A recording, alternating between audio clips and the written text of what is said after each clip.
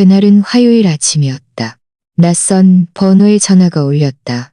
나는 평소에 모르는 번호는 받지 않지만 왠지 모르게 받아야 할 것 같은 마음속 목소리가 들렸다. 전화 너머의 목소리는 상냥했지만 그가 하는 말은 내 피를 얼어붙게 만들었다. 혜미 여사님, 저는 희망시계점의 김 사장입니다. 여기 사모님 남편분의 물건이 하나 있습니다. 급히 직접 오셔서 보셔야 할 것 같아서요. 내 심장이 멎었다. 지명 씨는 반년 전에 돌아가셨다. 그가 내게 남긴 유일한 것은 그의 금시계였다. 그런데 그 시계는 지금 어디에도 없었다. 나는 침대 가장자리에 앉아 다리가 후들거리는 것을 느꼈다. 김 사장님, 어떤 시계를 말씀하시는 건가요?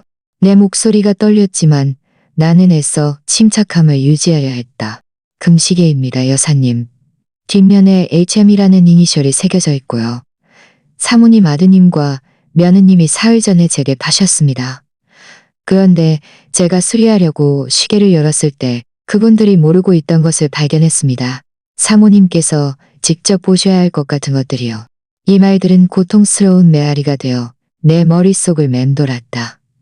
태연이와 예린이가 지명 씨의 시계를 받았다고? 내 시계를?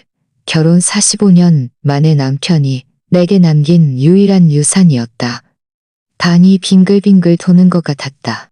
김 사장님, 그 시계는 그들이 팔 수 있는 물건이 아니에요. 그건 제 겁니다. 압니다, 여사님.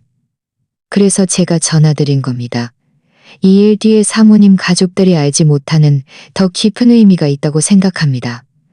오늘 오후에 제 가게로 오실 수 있으실까요? 나는 전화를 끊고 손을 떨었다. 화장대로 향했다. 그곳에는 내게 남은 몇 안 되는 귀중품들이 보관되어 있었다. 가장 위 서랍을 열었다. 마지막으로 시계를 착용하고 넣어두었던 바로 그 자리였다. 비어 있었다. 완전히 비어 있었다. 내가 어떻게 이렇게 어리석을 수 있었을까? 왜 진작 발견하지 못했을까? 마지막으로 지명 씨가 그 시계를 차고 있던 모습이 기억났다. 일요일 아침, 내가 부엌에서 커피를 준비하고 있을 때 그가 뒤에서 다가와 나를 안았다. 그는 평소처럼 시계를 차고 있었다. 혜미, 내 사랑, 이 시계는 우리가 결혼한 날부터 나와 함께 했어. 내가 없어도 네가 잘 보관해 줬으면 해. 이건 단순한 시계가 아니야. 우리가 함께 보낸 시간이지. 매초 흐르는 시간은 내가 네 곁에 있는 시간이야. 나는 그때 웃으며 그런 말 하지 말라고 했다. 우리에게는 아직 많은 세월이 남아있다고. 하지만 그는 고집스럽게 말했다. 약속해줘. 영원히 간직하겠다고. 그 가치는 네 상상 이상이야. 나는 늘 그의 모든 요구에 응했던 것처럼 그에게 약속했다.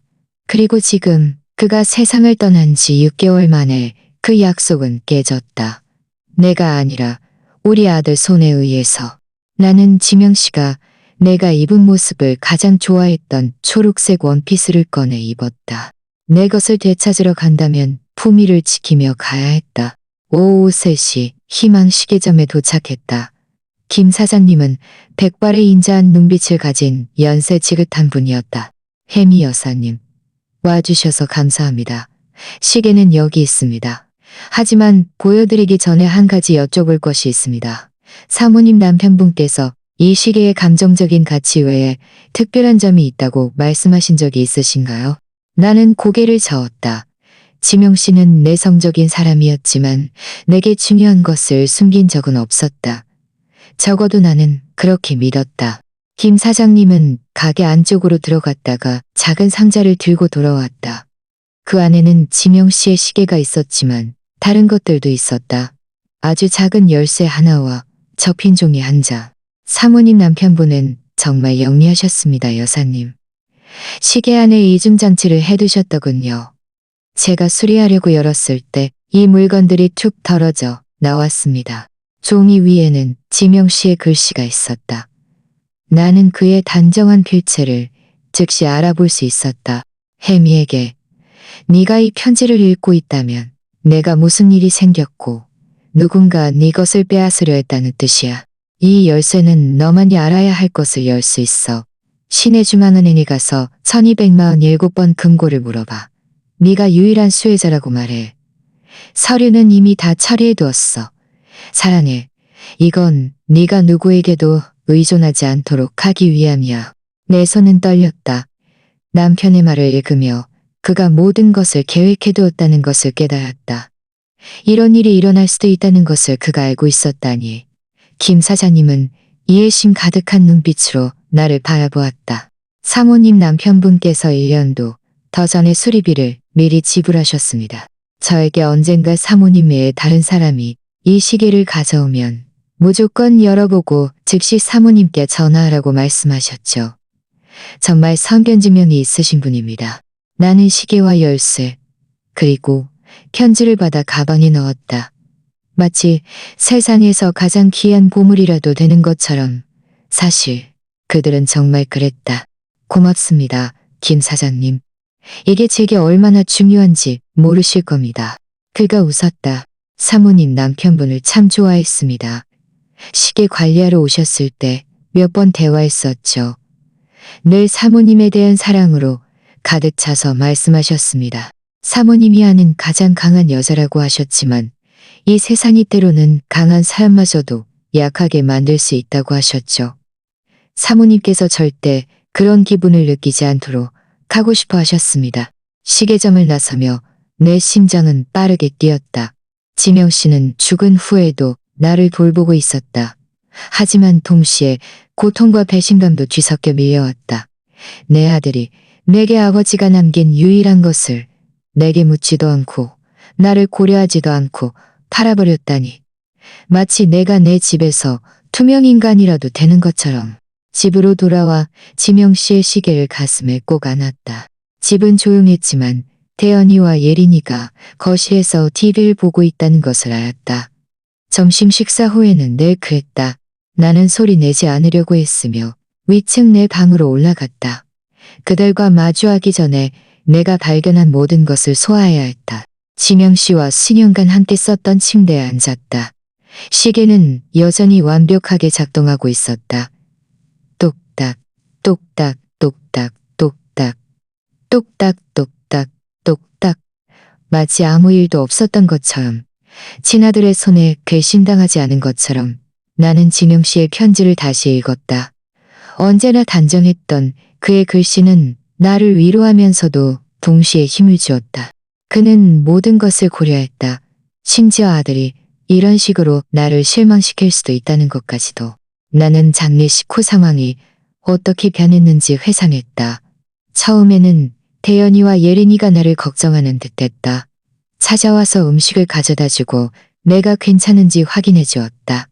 하지만 점차 그들의 방문은 더 잦아졌고 그들의 의도는 불분명해졌다. 엄마.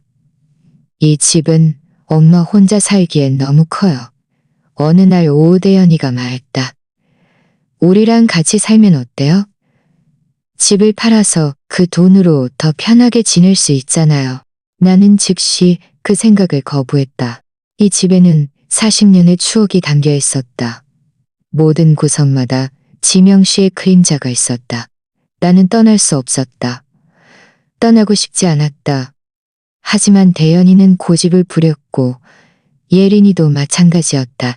어머니, 저희는 그저 어머니를 위하는 거예요. 이 나이에 혼자 사는 건 위험할 수 있어요. 혹시 넘어지면 어떡해요? 병이라도 나면 어떡하고요? 그들의 말은 걱정하는 것처럼 들렸지만 그들의 눈빛에는 내가 싫어하는 무언가가 있었다. 이전에 본 적 없는 차가움이었다. 마치 무언가를 계산하는 듯한. 그 후 더 침략적인 방문이 시작되었다. 예린이는 내 물건을 뒤지기 시작했다. 그냥 정리하는 거예요, 어머니. 너무 많이 쌓아두셨잖아요. 하지만 나는 그녀가 정리하는 것이 아니라는 것을 알았다. 그녀는 재고를 파악하고 있었다. 대연이는 내 재정 상태에 대해 묻기 시작했다. 엄마, 서류는 다 정리해 두셨어요? 유언장은요? 보험 같은 건 없으세요? 걱정하는 아들이 물을 법한 질문들이었지만 그의 입에서 나오는 말은 다르게 들렸다. 한 달 전 어느 오후 나는 부엌에서 그들이 이야기하는 것을 들었다. 내가 반에서 잠들어 있다고 생각한 모양이었다. 하지만 나는 물을 마시러 아래층으로 내려왔었다. 아빠 금시계 그거 엄청 비쌀 거야. 예린이가 속삭였다. 팔아서 그 돈으로 사업에 보태면 되잖아. 글쎄 예린아. 그건 아빠가 엄마한테 남긴 유일한 거야. 엄마가 알게 될 거야. 태연아, 엄마는 이제 늙었잖아. 요즘 자주 깜빡하시고 우리가 수리 맡겼다고 말하면 돼. 엄마가 기억해낼 즈음이면 우리는 이미 그 돈으로 문제 다 해결했을 거야. 그럼 엄마가 물어보면 값싼 모조품 하나 사드리면 돼. 엄마는 차이도 모를걸. 나는 그 자리에 서서 내 것을 훔치려는 그들의 비열한 계획을 들었다. 최악은 내 아들이 그 아이디어를 진지하게 고려하고 있었다는 점이었다. 나는 조용히 방으로 돌아왔다. 마음이 산산조각 났다. 그날 밤 나는 시계를 화장대 서랍에 넣어두었다. 안전하다고 생각했다. 정말 어리석었다. 지난 몇 달 동안 너무나 눈이 멀어 있었다. 이제 나는 침대에 앉아 시계를 되찾았다. 모든 것을 이해했다. 그들은 절망 때문에 시계를 판 것이 아니었다. 탐욕 때문이었다. 그들은 지명 씨가 내게 남긴 유일한 것을 훔치려고 계획했고 그렇게 냉정하게 행동했다는 사실에 나는 몸서리 쳤다. 계단에서 발소리가 들렸다. 대연이가 내 방으로 오고 있었다. 나는 재빨리 시계와 열쇠, 편지를 가방에 넣었다. 엄마, 괜찮으세요? 돌아오신 건 들었는데 아래층으로 안 내려오셨어요. 나는 방문을 열었다. 대연이가 서 있었다. 그가 지난 몇 달 동안 익숙해진 가식적인 미소를 짓고 있었다. 난 괜찮아 아들아. 그냥 좀 쉬고 있었어. 병원 다녀오셨어요? 아침에 나가시는 것 같던데요. 볼일 좀 보고 왔어. 거짓말은 아니었다. 나는 정말 내 것을 되찾으러 다녀왔으니까. 대연이는 고개를 끄덕였지만 그의 눈은 내 방을 훑었다. 마치 무언가를 찾거나 무언가가 아직 있는지 확인하는 것처럼. 엄마, 예린이랑 제가 생각해봤는데요. 엄마는 저희랑 같이 사는 걸 진지하게 고려해 보셔야 할 것 같아요. 이 집은 엄마한테 너무 커요. 그 이야기는 이미 했잖아, 대연아. 난 이사 안 갈 거야. 하지만 생각해보세요. 집을 팔아서 그 돈을 투자하고 저희랑 편안하게 살 수 있잖아요. 저희가 다 처리해 드릴게요. 다 처리해? 너희가 아빠 시계를 처리한 것처럼. 대연이의 얼굴이 창백해졌다. 한순간 그의 가면이 벗겨졌다. 나는 그의 눈에서 공포를 보았다. 무슨 시계요? 네 아빠 금시계. 그이가 내게 남긴 유산. 이제 내 화장대에 없는 그 시계 말이야. 엄마, 무슨 말씀을 하시는지 모르겠어요. 대연아, 내게 거짓말하지 마. 너희가 팔았다는 거 알아. 내게 아무 말도 없이 팔았다는 거 알아. 내가 늙고 어리석어서 눈치채지 못할 거라고 생각했다는 것도 알아. 내 아들은 침묵했다. 그의 표정은 공포에서 방어로 바뀌었다. 엄마, 저희는 그저 돕고 싶었을 뿐이에요. 사업이 힘든 시기였어요. 돈이 필요했고, 그리고 엄마는 그 시계를 한 번도 차고 다니지 않았잖아요. 저희는 엄마가 그리워하지 않을 거라고 생각했어요. 내가 그리워하지 않을 거라고? 그건 네 아빠가 내게 남긴 유일한 것이었어. 내가 가진 그의 유일한 물건이었다고. 엄마, 너무 과장하지 마세요. 아빠는 엄마한테 이 집을 남겼고 추억도 남겼고 네 아빠는 내게 그 시계를 남겼어. 돌아가시기 전날 직접 내 손에 쥐어주면서 영원히 잘 간직하겠다고 약속해달라고 했어. 그런데 너는 지금 내가 그걸 그리워하지 않을 거라고 말하는 거야? 태연이는 고개를 숙였다. 엄마, 죄송해요. 하지만 이미 벌어진 일이에요. 저희는 돈이 필요했어요. 이미 벌어진 일? 그게 네가 할 말의 전부야. 엄마, 사업이 좋아지면 저희가 엄마한테 다른 시계 사드릴게요. 훨씬 더 예쁘고 현대적인 걸로요. 나는 그의 눈을 똑바로 쳐다보았다. 내 앞에 서 있는 이 남자는 더 이상 내 아들이 아니었다. 그는 낯선 사람이었다. 몇 달 동안 내 집에 머물면서 내 것을 훔칠 계획을 세웠던 낯선 사람. 대연아, 예린이 불러서 올라오라고 해. 우리 이야기해야 할 것 같아. 엄마, 지금은 그럴 필요 없어요. 대연아, 내 목소리에는 수년간 느껴보지 못했던 단호함이 깃들어 있었다. 대연이는 깜짝 놀라 더 이상 아무 말도 하지 않고 방을 나갔다. 기다리는 동안 나는 가방에서 시계를 꺼냈다. 손목에 찼다. 있어야 할 곳에, 지명 씨가 있기를 바랐던 곳에 계단에서 발소리가 들렸다. 이번에는 두 사람의 발소리였다. 대연이와 예린이가 함께 올라왔다. 분명 그가 내가 모든 것을 알았다는 것을 그녀에게 말했을 것이다. 나는 창가에 서서 그들에게 등을 돌린 채 내 방으로 들어오는 것을 기다렸다. 그들이 무엇을 했는지 보게 하고 싶었다. 더 이상 자신을 투명인간 취급하도록 내버려 두지 않을 여자의 모습을 보여주고 싶었다. 혜미, 대연이가 시계일 때문에 화가 많이 나셨다고. 예린이가 내가 이제는 혐오하기 시작한 그 달콤하고 가식적인 목소리로 말했다. 나는 천천히 돌아섰다. 그들은 내 방문간에 서 있었다.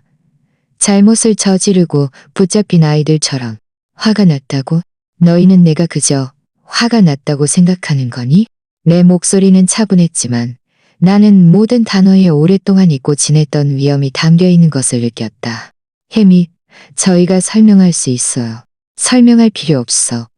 예린아, 너희는 내 방에 들어와 너희 것이 아닌 것을 가져갔고 그걸 팔아버렸어. 내가 알고 싶은 유일한 것은 너희가 정말 내가 바보라서 눈치채지 못할 거라고 생각했는지 여부야. 대현이와 예린이는 서로를 쳐다보았다. 그 순간 나는 깨달았다. 그들은 정말 그렇게 생각했던 것이다. 그들은 내 연약함을, 내 나이 듦을, 그리고 내 소위 치매를 읽었던 것이다. 너희가 나를 가장 아프게 한 게 뭔지 알아? 너희가 시계를 팔았다는 게 아니야. 너희가 감히 그렇게 할 수 있다고 생각했다는 사실이야. 예린이가 먼저 침묵을 깼다. 그녀의 목소리에는 더 이상 가식적인 달콤함이 없었다.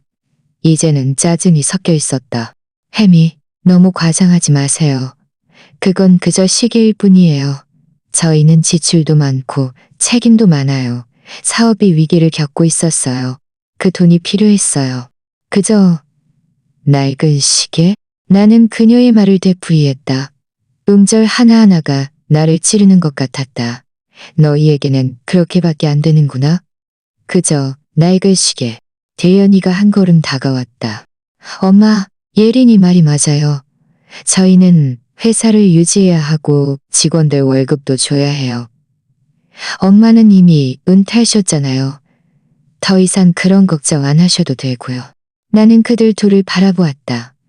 내 아들과 내 며느리, 수년간 내 식탁에서 밥을 먹고 내 보살핌과 내 음식을 받았고 내가 아플 때 나를 돌봐주었던 두 사람.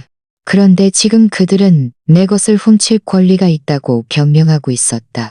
그게 너희에게 너희 것이 아닌 것을 가져갈 권리를 주었다는 거니? 예린이가 짜증스럽게 한숨을 쉬었다. 혜미, 현실적으로 생각하세요. 엄마는 엄마에게 너무 큰 집에서 살고 계세요. 엄마는 아무런 생산성도 없잖아요. 이 가족의 미래를 책임져야 하는 건 저희예요. 그녀의 말은 내 뺨을 때리는 것 같았다. 내가 아무런 생산성도 없다고? 마치 45년 동안 지명 씨를 돌보고 대연이를 키우고 이 가정을 유지한 것이 아무 의미도 없었던 것처럼, 마치 내 인생이 아무 쓸모도 없었던 것처럼. 알겠구나. 내가 생산성이 없으니까 너희는 내게 남은 얼마 안 되는 것을 가져갈 권리가 있다는 거니? 그런 거 아니야? 대연이가 분위기를 누그러뜨리려 했다. 엄마는 이미 인생을 다 사셨잖아요. 저희는 이제 막 시작이고요. 어른들이 젊은 세대를 돕는 건 당연한 거예요. 돕는다고? 너희는 도둑질을 돕는다고 부르는구나. 예린이가 눈을 굴렸다. 저희는 아무것도 훔치지 않았어요, 혜미. 시계는 그냥 거기에 먼지 쌓여 있었을 뿐이에요. 적어도 저희는 그 돈을 의미 있는 곳에 썼잖아요. 의미 있는 곳에. 그래, 사업에 썼지. 더 많은 돈을 벌기 위해. 너희의 미래를 보장하기 위해. 그럼 내 미래는? 내 보장은? 그건 중요하지 않아요. 대연이가 한숨을 쉬었다. 엄마는 이미 연금도 있고 이 집도 있잖아요. 더 이상 필요 없어요. 누가 내가 무엇을 필요로 하는지 결정하는 거니? 너희가? 햄이 현실적으로 생각하세요. 예린이가 팔짱을 뀌었다. 엄마는 다시 결혼하지 않을 거예요. 다시 아이를 갖지도 않을 거고요. 새로운 삶을 시작하지도 않을 거예요. 그 시계는 엄마에게 그저 추억일 뿐이에요. 저희에게는 기회이고요. 그녀의 말은 내 영혼을 꿰뚫었다. 다시 결혼하지 않을 거라는 것은 사실이었다. 다시 아이를 갖지 않을 거라는 것도 사실이었다. 하지만 그렇다고 해서 내 인생이 끝났다는 의미는 아니었다.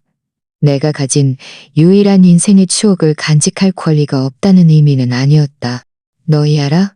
예린아? 네 말이 맞아. 나는 다시 결혼하지 않을 거야. 하지만 그 시기는 단순한 추억이 아니야. 그건 누군가가 나를 사랑했다는 증거야. 내 인생이 누군가에게 의미 있었다는 증거라고. 엄마, 아빠는 엄마를 정말 사랑했어요. 그건 변하지 않을 거예요. 그걸 상기시켜줄 시계는 필요 없어요. 태연아, 너는 몰라. 사람이 늙고 세상에 보이지 않는 존재가 되면 그런 작은 것들이 바로 당신이 한때 누군가에게 중요했다는 것을 상기시켜주는 유일한 것이 된다는 것을. 예린이가 콧방귀를 뀌었다. 아이고, 햄이 너무 과장하세요. 엄마는 투명 인간이 아니에요. 여기 계시고 건강하시고 가족도 있으시잖아요. 가족? 내 방에 들어와서 원하는 것을 가져가는 가족?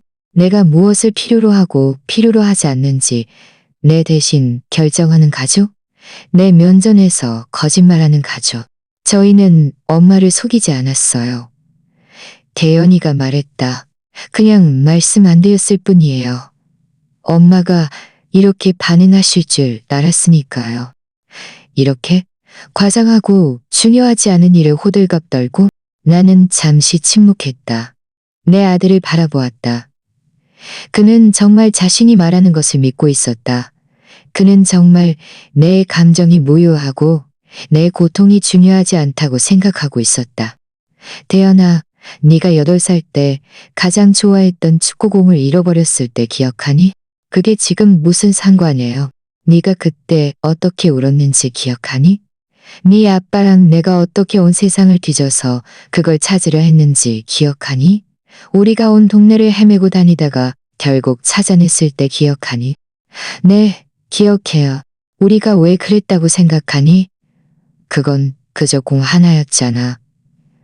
우리가 너에게 새 공을 사줄 수도 있었는데. 대연이는 침묵했다. 우리가 그렇게 한 건 그게 너에게 중요했기 때문이야. 우리에게는 그저 공 하나였을지라도 너에게는 네 보물이었고 우리는 그걸 이해했기 때문이라고. 엄마, 이건 달라요. 왜 다르니? 왜냐하면 지금 고통받는 것은 나니까. 왜냐하면 지금 중요한 것을 잃어버린 것은 나니까. 예린이가 짜증스럽게 한숨을 쉬었다. 햄이, 엄마는 어린아이의 상황과 어른의 상황을 비교하고 있어요. 저희는 진정한 책임이 있다고요. 그리고 내 감정은 진정하지 않다는 거니? 네 감정은 과거에 기반하고 우리 감정은 미래에 기반한다는 거니? 나는 그녀를 노려보았다. 이 여자는 내 가족에 들어와 내 식탁에서 밥을 먹고 수년간 내 사랑을 받아왔다. 그런데 지금 그녀는 내 감정이 중요하지 않다고 말하고 있었다. 왜냐하면 그것들이 과거에 기반하고 있기 때문이라고. 예린아, 너와 나 사이의 차이점이 뭔지 알아? 뭐가요? 내 과거는 사랑으로 만들어졌고 너희의 미래는 도둑질로 만들어졌다는 거야. 그녀의 얼굴은 분노로 붉어졌다. 어떻게 감히 그런 말을 해요? 저희는 도둑이 아니에요. 오, 아니라고? 그럼 주인 허락 없이 남의 것을 가져가는 걸 뭐라고 부르니? 그건 달라요. 왜 다르니? 가족이니까 가족은 도둑질할 권리가 있다는 거니? 태연이가 끼어들었다. 그만하세요. 이미 벌어진 일이에요. 시간을 되돌릴 수는 없어요. 네 말이 맞아, 대연아. 너희는 시간을 되돌릴 수 없어. 하지만 지금 무엇을 할지는 결정할 수 있어. 저희가 뭘 하길 바라세요? 너희가 잘못했다는 것을 인정하길 바라. 너희가 나를 상처 입혔다는 것을 이해하길 바라. 그리고 내 시계를 돌려주길 바라. 예린이가 한숨을 쉬었다. 햄이 이미 말씀드렸잖아요. 돈은 이미 썼어요. 시계를 다시 살 수 없어요. 그럼 방법을 찾아야지. 만약 저희가 못하면? 나는 그녀의 눈을 똑바로 쳐다보았다. 그럼 너희는 너희 행동의 결과에 직면해야 할 거야. 무슨 의미예요? 내 말은 행동에는 결과가 따른다는 거야. 그리고 너희는 너희의 결과에 직면하게 될 거야. 내 말이 끝나자마자 귀청이 터질 듯한 침묵이 뒤따랐다. 대연이와 예린이는 서로를 쳐다보았다. 마치 누가 먼저 말할지 기다리는 것처럼. 하지만 아무도 입을 열지 않았다. 마침내 예린이가 쓴웃음을 지으며 침묵을 깼다. 결과요? 뭘 하시겠다는 거예요? 햄이? 저희를 집에서 쫓아내고 다시는 저희랑 말도 안 하시겠다는 거예요? 현실적으로 생각하세요. 엄마는 저희가 필요해요. 저희가 엄마를 필요로 하는 것보다 훨씬 더요.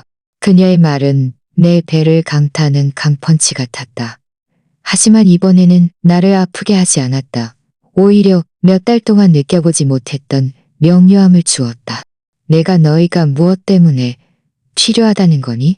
모든 것 때문에요, 햄이. 엄마가 아플 때 병원에 모셔다 드리고, 무거운 짐 옮기는 거 도와드리고, 엄마가 스스로를 돌볼 수 없을 때 돌봐드리고. 알겠구나. 너희는 나를 돌봐주는 대가로 너희가 좋을 때 내 물건을 마음대로 처분할 권리를 얻는다는 거니? 태연이가 재빨리 끼어들었다. 엄마, 예린이는 그런 뜻이 아니에요. 아니라고? 그럼 무슨 뜻인지 설명해봐. 제 말은 저희는 가족이잖아요. 서로 돌봐주는 거고요. 서로 돌봐주는 게 도둑질까지 포함하는 거니? 예린이가 다시 눈을 굴렸다.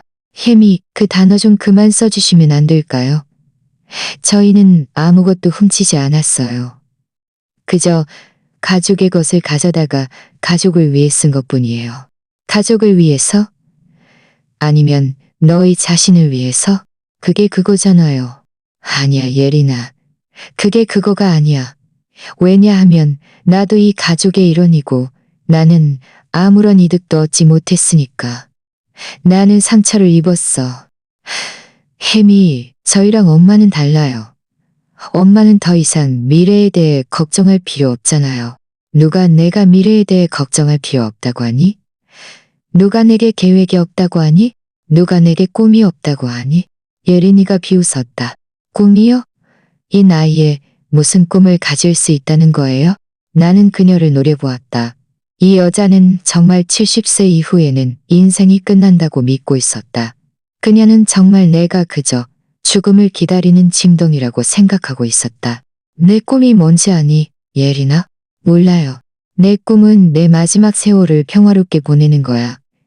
지명 씨와 내가 함께 지은 집에서 가족들의 사랑에 둘러싸여 내가 품위 있게 살아온 인생에 얼마 안 되는 추억들을 간직하면서 그렇게 하실 수 있잖아요. 너희가 내 방에 마음대로 들어와서 원하는 것을 가져간다면 내가 어떻게 그렇게 할 수 있겠니? 내 가족마저 믿을 수 없다면 내가 어떻게 그렇게 할 수 있겠니? 대연이가 다가와 내 손을 잡으려 했다. 엄마, 저희를 여전히 믿을 수 있어요. 나는 내 손을 거두었다. 대연아, 신뢰는 시간이 걸려서 쌓이는 거야.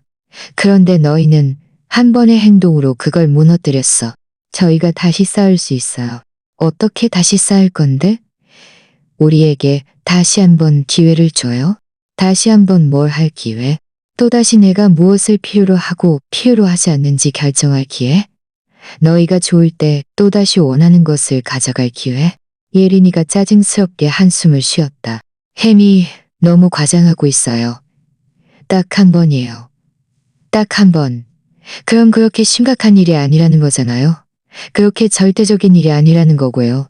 예린아, 너는 네 어머니가 남긴 보석이 있니? 네, 있어요. 엄마 진주 귀걸이가요. 내가 네 방에 들어가서 그 귀걸이를 가져다가 내가 필요한 것을 지불하기 위해 팔아버린다면 너는 어떻게 느끼고 어떻게 생각할 거니? 그건 다르잖아요. 왜 다르니? 우리 엄마는 살아계시니까요. 오, 그러니까 지명 씨가 돌아가셨기 때문에 그가 내게 남긴 것은 감정적인 가치가 없다는 거니? 그런 뜻이 아니에요. 그럼 무슨 뜻인데? 예린이는 침묵했다. 그녀는 대답할 수 없었다. 왜냐하면 그들의 행동에는 어떤 변명도 없다는 것을 그녀는 알고 있었기 때문이었다. 너희가 나를 가장 화나게 한 게 뭔지 아니, 예린아? 네가 물건의 감정적인 가치를 이해하지 못한다는 게 아니야.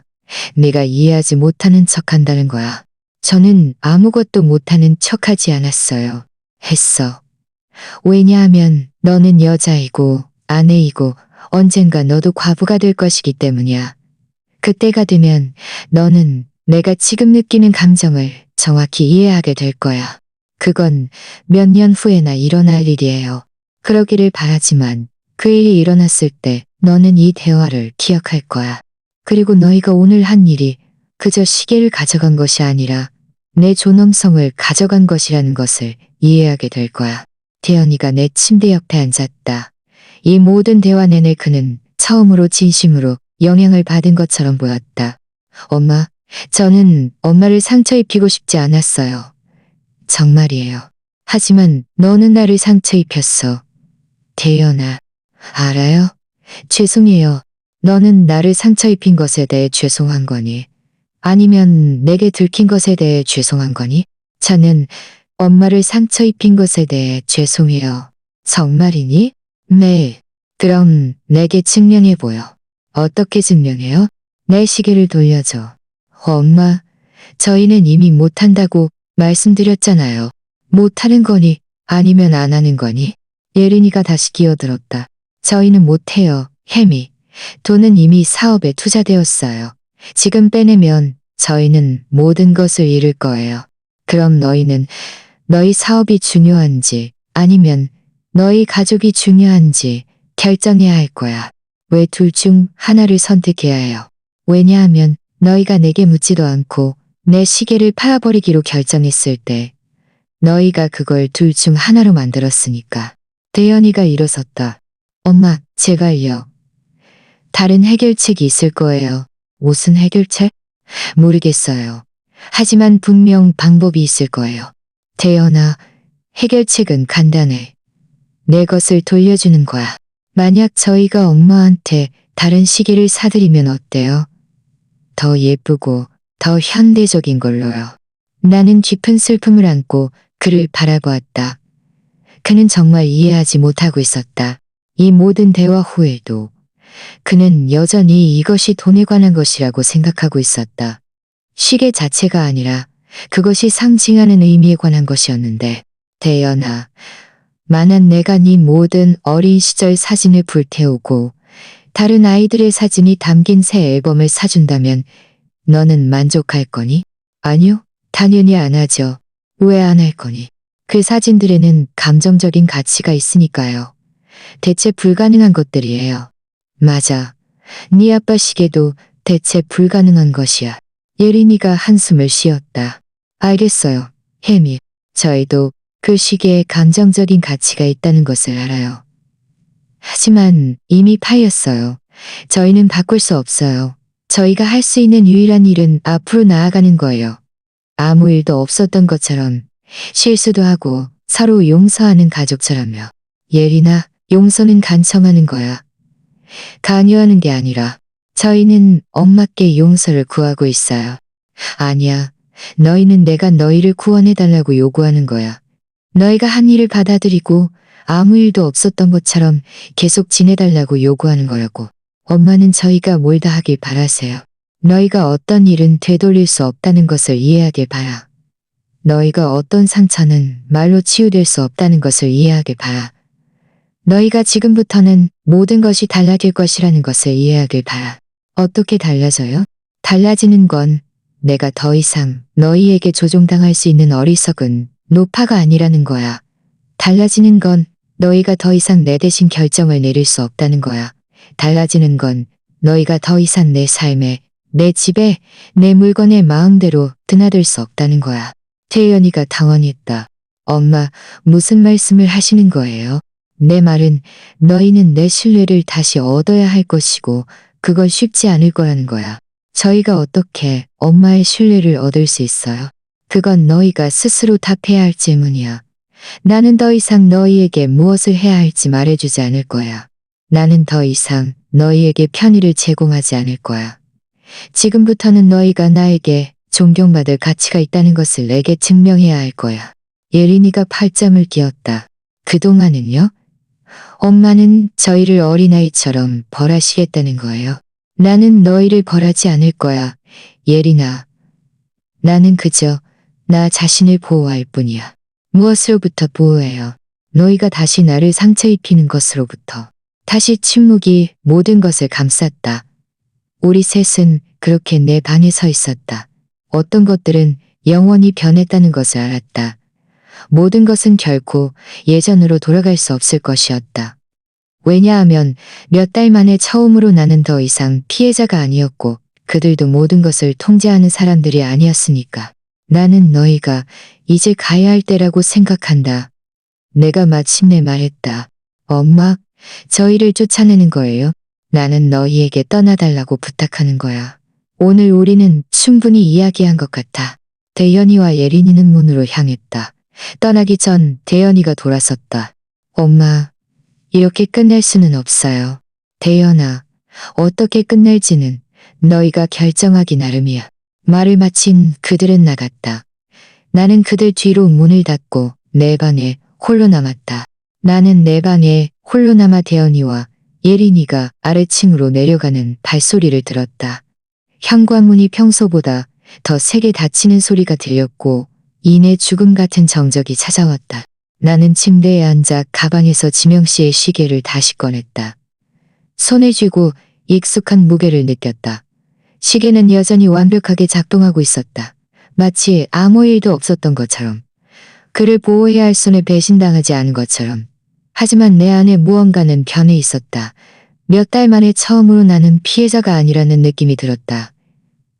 나는 목소리를 되찾은 여자라는 느낌이 들었다. 충분하다고 말한 여자. 나는 김 사장님이 시계점에서 내게 했던 말을 회상했다. 지명 씨는 그에게 내가 아는 가장 강한 여자라고 말했다고. 그때 나는 내가 강하다고 느끼지 못했다.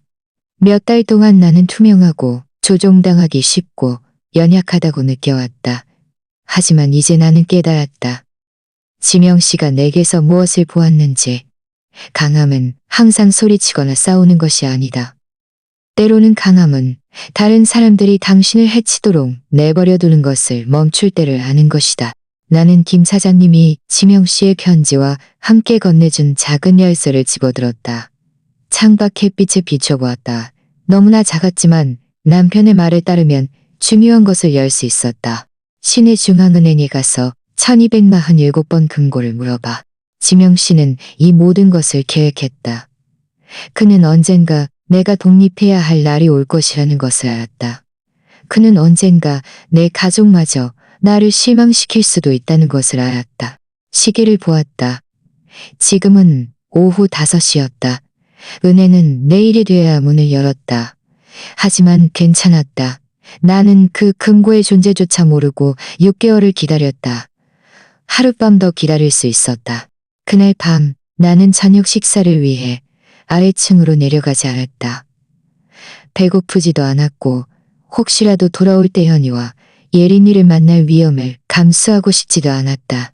내 창문으로 그들이 저녁 8시쯤 돌아오는 것을 보았다. 거실에서 이야기하는 소리가 들렸지만 무슨 말을 하는지는 들리지 않았다. 9시쯤 계단에서 발소리가 들렸다. 누군가 내 방으로 오고 있었다. 발소리는 조심스러웠다. 예린이가 문을 가볍게 두드렸다. 햄이 들어갈 수 있을까요? 안 돼. 제발요. 이야기 좀 해야겠어요. 오늘 우리는 충분히 이야기했어. 햄이, 제발요. 딱 5분만. 안 돼, 예린아. 나는 그녀가 문 밖에서 몇 분 동안 서 있다가 발소리가 멀어지는 것을 들었다. 1시간쯤 후 또 다른 발소리가 들렸다. 이번에는 대연이었다. 엄마, 저예요. 이야기 좀 할 수 있을까요? 내일 해, 대연아. 엄마, 제발요. 저는 이렇게 지내는 게 싫어요. 나도 내 시계가 팔린 게 싫어. 하지만 그건 벌어졌어. 엄마, 이러지 마세요. 단호하고 선을 지키세요. 대연아, 나는 냉정한 게 아니야. 나는 그저 명확할 뿐이야. 그는 잠시 침묵했다. 엄마는 저를 더 이상 사랑하지 않는 거예요? 그 질문은 내 심장을 꿰뚫었다. 대연아, 너를 사랑하는 것과 네가 나를 상처 입히도록 내버려 두는 것은 다른 문제야. 저는 엄마를 상처 입히고 싶지 않았어요. 하지만 너는 그랬어. 그건 실수였어. 그건 결전이었어. 그리고 결정에는 결과가 따르는 거야. 결과가 뭐예요? 그건 내일 알게 될 거야. 내일 뭘 하실 거예요? 나는 나 자신을 돌보기 시작할 거야. 무슨 뜻이에요? 내 말은 더 이상 너희가 나를 돌봐주기를 기다리지 않을 거라는 거야. 내 인생에 대한 결정을 스스로 내릴 거라는 거야. 엄마, 저를 무섭게 하시네요. 나는 너를 무섭게 하는 게 아니야. 대연아, 나는 너에게 알리는 거야. 그 후 나는 더 이상 발소리를 듣지 못했다. 집은 고요했다. 그날 밤 나는 잠들지 못했다. 불안이나 두려움 때문이 아니라 수년간 느껴보지 못했던 이상한 자유로움 때문이었다. 마치 내가 존재조차 몰랐던 짐을 계속 짊어지고 있었던 것 같았고 마침내 그것을 내려놓은 것 같았다. 아침 6시 나는 일어나 샤워를 하고 가장 좋은 원피스를 입었다. 지명 씨가 우리의 마지막 결혼기념일에 선물해준 붉은색 원피스였다. 남편이 내게 남긴 것을 발견하러 간다면 그가 사랑했던 여자의 모습으로 가고 싶었다. 나는 부엌에서 혼자 아침 식사를 했다. 대연이와 예린이는 아직 자고 있었다. 나는 식탁에 쪽지를 남겼다. 볼일 보러 나갔다. 혜미. 중앙은행은 9시에 문을 열었다. 나는 9시 5분에 도착했다. 안녕하세요. 금고 일로 왔습니다. 번호는 1247번입니다. 직원. 갈색 머리에 친절한 미소를 가진 젊은 여자가 내 신분증과 열쇠를 요구했다. 혜미 여사님, 네. 여기 사모님이 유일한 승인된 수혜자로 등록되어 있습니다. 사모님 남편분이신 지명 씨께서 2년 전에 이 금고를 개설하셨습니다. 이번이 처음 사용하시는 건가요? 네, 처음입니다. 알겠습니다. 저를 따라오세요. 그녀는 나를 조용하고 작은 개인실로 안내했다. 그녀는 금속 상자를 가져와 테이블 위에 놓았다. 여사님, 시간이 얼마나 필요하시든 상관없습니다. 다 끝나시면 벨을 눌러주세요. 제가 도와드리러 오겠습니다. 그녀는 나가서 문을 닫았다. 나는 지명 씨가 나를 위해 준비한 상자와 단둘이 남았다. 떨리는 손으로 상자를 열었다. 그 안에는 몇 개의 봉투가 있었다. 첫 번째 봉투에는 지명 씨의 단정한 글씨로 내 이름이 쓰여 있었다. 나는 그것을 열고 읽기 시작했다. 내 사랑 혜미에게 네가 이 편지를 읽고 있다면 내가 세상을 떠났고 누군가 네 것을 빼앗으려 했다는 뜻이야. 나는 우리 아들을 이해해. 그를 깊이 사랑하지만 그의 약점도 알아. 나는 예린이도 이해해. 나는 내가 무슨 일이 생기면 그들에게 의존하고 있다고 생각하게 만들려고 할 수도 있다는 것을 알아. 네가 사실은 그렇지 않다는 것을 알았으면 해. 내 눈에서 눈물이 흘러내렸다. 지명 씨는 나 자신보다 나를 더 잘 알고 있었다. 그는 일어날 일을 정확히 예측했다. 이 상자 안에는 네가 독립하는 데 필요한 모든 것을 찾을 수 있을 거야. 네 이름으로 개설된 저축 계좌 서류도 있고 가족 변호사에게 맡긴 진정한 유언장도 있어. 그리고 다른 것들도. 내 심장은 빠르게 뛰었고 나는 계속 읽었다. 혜미, 나는 지난 몇 년 동안 비밀리에 돈을 모아왔어. 매달 많지는 않았지만 꾸준히 말이야. 이건 너의 안전을 위한 것이고 네가 누구에게도 의존하지 않도록 하기 위한 것이며 무슨 일이 있어도 품위 있게 살 수 있도록 하기 위함이야. 나는 상자 안에서 은행 서류가 들어있는 두꺼운 봉투를 찾았다. 나는 재빨리 훑어보았다. 지명 씨는 15년 동안 내 이름으로 된 계좌에 돈을 저축해왔다. 최종 금액에 나는 숨을 들이쉬었다. 남은 여생을 편안하게 보내기에 충분한 액수였다. 독립적으로 살기에 충분했고 다시는 투명인간 취급을 받지 않아도 되기에 충분했다. 또 다른 봉투가 있었다. 그 안에는 부동산 등기 서류가 들어있었다. 지명 씨는 도시에서 차로 2시간 거리에 있는 바닷가에 작은 집을 사서 내 이름으로 등기해 두었다. 이 집은 너의 것이야. 언젠가 네가 새로운 시작이 필요하다고 느낀다면 말이야. 이미 완전히 지불되었어. 작지만 아늑해. 네가 좋아하는 꽃을 심을 수 있는 정원도 있어. 네가 필요할 때를 위해 네 것이야. 마지막으로 더 작은 봉투가 있었다. 나는 그것을 열었다. 그 안에는 우리의 결혼식 날 사진이 들어있었다. 뒷면에는 지명 씨가 이렇게 썼다. 내가 아는 가장 용감한 여자에게 아무도 네가 다른 사람이라고 믿게 하지 마. 나는 그 작은 은행방에 앉아 울었다. 하지만 그것은 슬픔의 눈물이 아니었다. 감사함의 눈물이었다. 죽은 후에도 나의 자유를 계획해준 남자에게 감사하는 마음이었다. 지명 씨는 이날이 올 수도 있다는 것을 알았다. 그는 언젠가 내가 내 존엄성과 내 가족 사이에서 선택해야 할 수도 있다는 것을 알았고, 그는 내게 존엄성을 선택할 수 있는 방법을 주었다. 나는 모든 서류를 가방에 넣었다. 벨을 눌렀다. 직원이 돌아왔다. 모든 것이 괜찮으신가요? 여사님, 모든 것이 완벽합니다. 이 금고를 유지하시겠습니까? 아니요. 더 이상 필요 없습니다. 나는 은행을 나섰다. 다른 사람이 된 것 같은 느낌이 들었다. 오늘 아침 들어올 때의 혜미가 아니었다. 나는 선택권이 있는 여자였다. 힘을 가진 여자였다. 스스로 결정을 내릴 수 있는 여자였다. 나는 시내 거리를 걸으며 내가 발견한 모든 것을 생각했다. 지명 씨는 내게 돈만 남긴 것이 아니었다. 그는 내게 자유를 남겼다. 그는 내게 두려움 없이 조종당하지 않고 무례함을 견디지 않고 살 수 있는 가능성을 남겼다. 하지만 그는 또한 내가 내려야 할 결정 하나도 남겼다. 이 새로운 현실에 어떻게 대처할 것인가 하는 결정이었다. 집으로 돌아왔을 때 대현이와 예린이가 거실에서 나를 기다리고 있었다. 그들은 불안해 보였다. 마치 일어난 후부터 계속 다투고 있었던 것처럼. 엄마, 어디 가셨어요? 저희는 엄마가 걱정돼서요. 대현이가 일어서서 말했다. 볼일 좀 보고 왔어. 내가 남긴 쪽지에 쓰여 있듯이. 어떤 볼일이요? 예린이가 의심스럽게 물었다. 개인적인 볼일. 나는 계단을 향해 걸어갔다. 내 방으로 올라가려 했다. 하지만 대현이가 나를 막았다. 엄마, 이야기 좀 해야겠어요. 예린이랑 제가 어젯밤에 있었던 일에 대해 밤새 생각했어요. 그래? 그래서 무슨 결론을 내렸니? 저희는 모두에게 좋은 해결책을 찾아야 한다고 결론 내렸어요. 모두에게? 아니면 너희에게? 예린이가 다가왔다.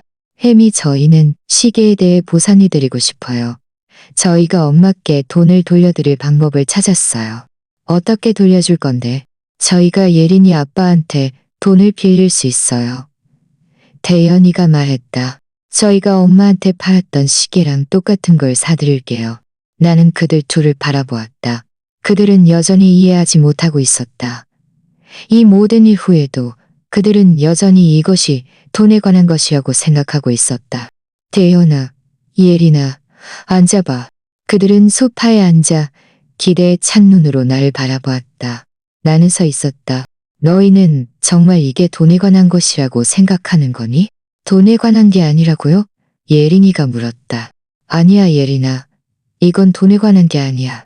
이건 존중에 관한 것이고 신뢰에 관한 것이며 너희가 내 집에서 나를 투명인간 취급했다는 것에 관한 것이야. 대현이가 눈살을 찌푸렸다. 엄마, 저희는 엄마를 존중해요. 너희가 나를 존중한다고? 내 방에 허락 없이 들어오는 게 존중하는 거니? 내게 묻지도 않고 내 물건을 가져가는 게 존중하는 거니? 내 대신 내가 무엇을 필요로 하는지 결정하는 게 존중하는 거니? 엄마, 그건 판단착오였어요. 저희도 인정했어요. 판단착오? 대연아, 너희는 이 일을 계획했어. 나는 한 달 전에 부엌에서 너희가 이야기하는 것을 들었어. 예린이가 너한테 시계를 수리 맡겼다고 말하면 된다고 말하는 것을 들었다고. 예린이의 얼굴이 창백해졌다. 들으셨어요? 들었어. 그 순간 나는 내 가족이 내 것을 훔치려고 계획하고 있다는 것을 알았어. 그게 어떤 기분인지 너희는 아니? 혜미, 저희는. 예린아, 내게 더 이상 거짓말하지 마. 더 이상 속이는 척하지 마. 나는 너희가 나를 어떻게 생각하는지 완전히 알고 있어. 너희 눈에 내가 어떤 모습인지 완전히 알고 있다고. 저희가 엄마를 어떻게 생각하는데요.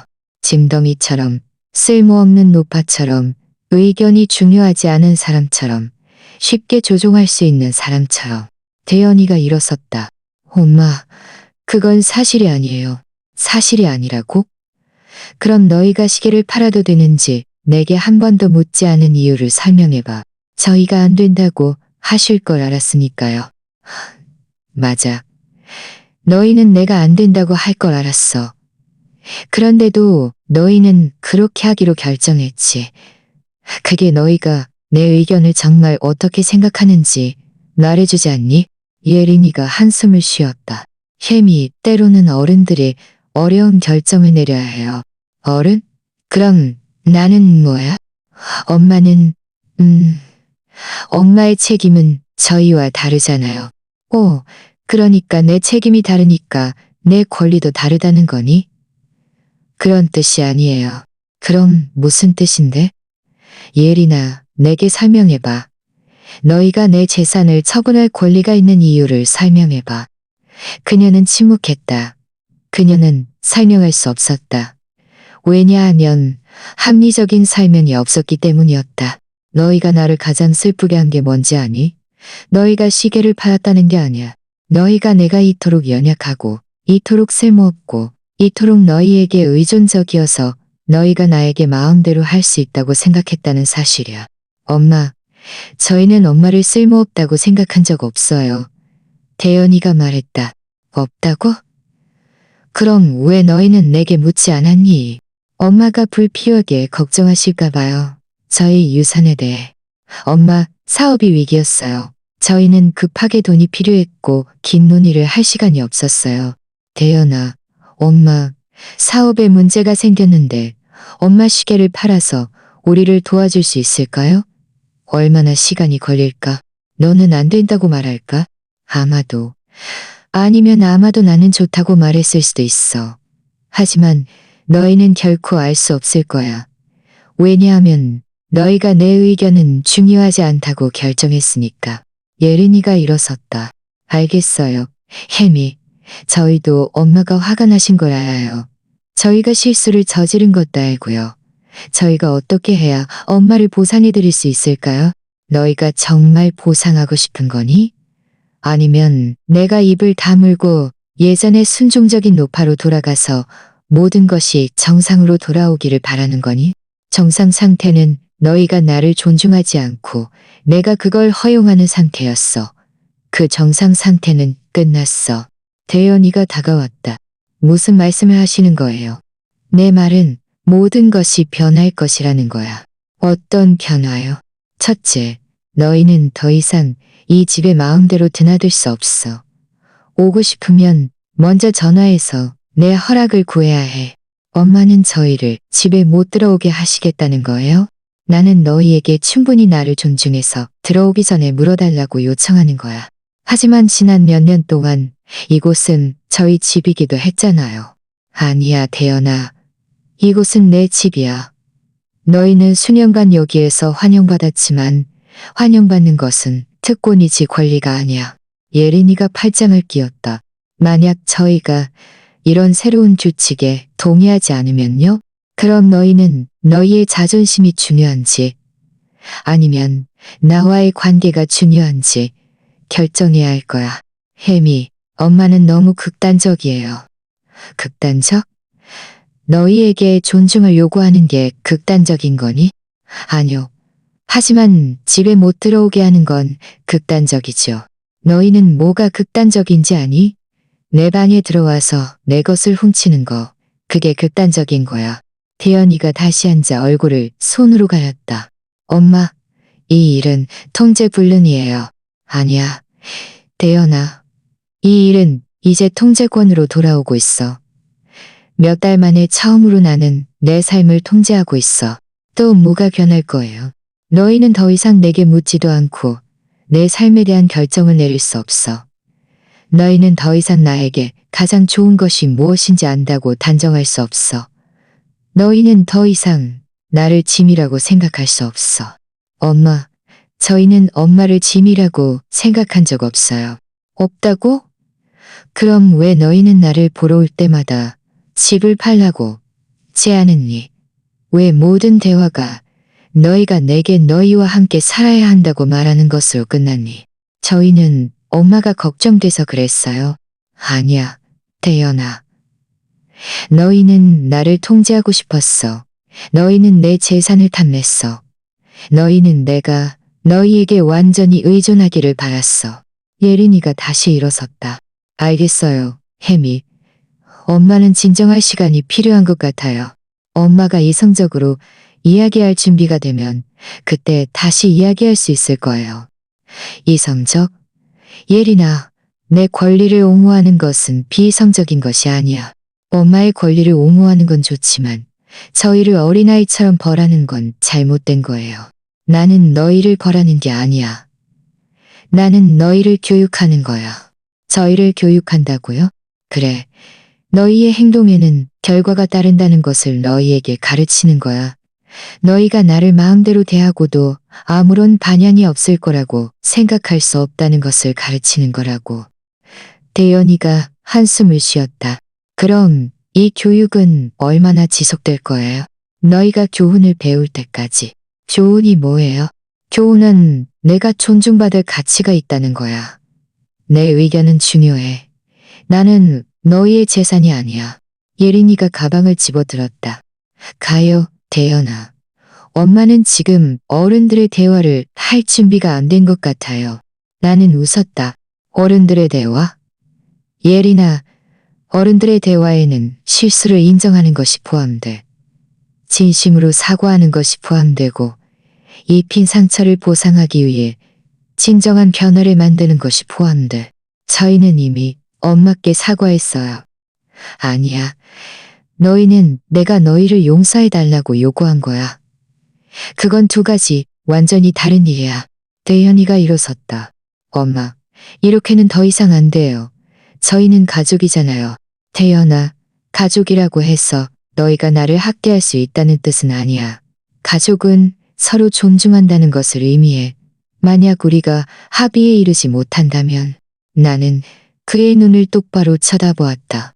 그럼 우리는 각자의 길을 가는 거야. 엄마는 시계 하나 때문에 가족을 잃으시겠다는 거예요. 태연아, 너희가 시계 때문에 내 신뢰를 잃을 각오를 한 거야. 나는 그저 내게 남은 얼마 안 되는 존엄성을 옹호하는 것뿐이야. 그들은 말없이 문으로 향했다. 떠나기 전 대연이가 돌아섰다. 엄마, 다시 생각해보세요. 태연아, 너희가 다시 생각해보렴. 그들은 나갔다. 나는 거실에 혼자 남았다. 하지만 몇 달 만에 처음으로 나는 버림받았다는 느낌이 들지 않았다. 나는 자유로움을 느꼈다. 다음 며칠은 이상하고 해방적인 침묵 속에서 흘러갔다. 대연이와 예린이는 오지 않았다. 전화도 하지 않았다. 마치 그들이 내게 침묵 시위를 하기로 결정한 것처럼 내가 먼저 굴복하기를 바라면서. 하지만 수년간 처음으로 침묵은 나를 괴롭히지 않았다. 오히려 그것은 내게 생각할 공간을 주었다. 내가 남은 여생을 어떻게 보내고 싶은지 계획하고 상상할 공간을. 나는 지명 씨가 내게 남긴 서류들을 꺼내 자세히 살펴보았다. 바닷가 집은 작고 아름다웠다. 부동산 등기 서류에 있는 사진 속에서 집은 고풍스러웠고 바다로 직접 통하는 정원이 있었다. 지명 씨는 정말 잘 선택했다. 은행 계좌에는 누구에게도 의존하지 않고 편안하게 살기에 충분한 돈이 있었다. 원한다면 이 집에 머물 수도 있었다. 좋다면 바닷가로 이사할 수도 있었다. 여행을 갈 수 있었고 내가 하고 싶은 모든 것을 할 수 있었다. 수십 년 만에 처음으로 내게 진정한 선택권이 생겼다. 수요일 오후 나는 바닷가 집을 보러 택시를 부르기로 결정했다. 직접 봐야 했다. 차로 정확히 2시간 거리였다. 기사님은 성민이라는 이름의 나이 지긋한 분이셨는데 말이 많고 친절했다. 휴가 가세요, 사모님? 어느 정도는요? 아이고, 잘 됐네요. 우리 나이에는 인생을 즐기는 게 중요하잖아요. 안 그런가요? 맞아요, 성민 씨. 정말 현명한 말씀이세요. 주소에 도착했을 때 나는 내 눈을 믿을 수 없었다. 집은 완벽했다. 그래, 작지만 한 사람이 살기에는 완벽했다. 침실 2개, 정원으로 바로 연결되는 것이 바다가 보이는 부엌 창문. 너무나 아름다웠다. 사모님 댁이세요? 내가 기사님께 말했다. 네, 제 겁니다. 와, 정말 운이 좋으시네요. 여기 사는 건 영원한 휴가겠어요. 그의 말이 맞았다. 정원을 거닐며 파도 소리를 들으니 나는 수년간 느껴보지 못했던 평화로움을 느꼈다. 지명 씨는 모든 것을 고려했다.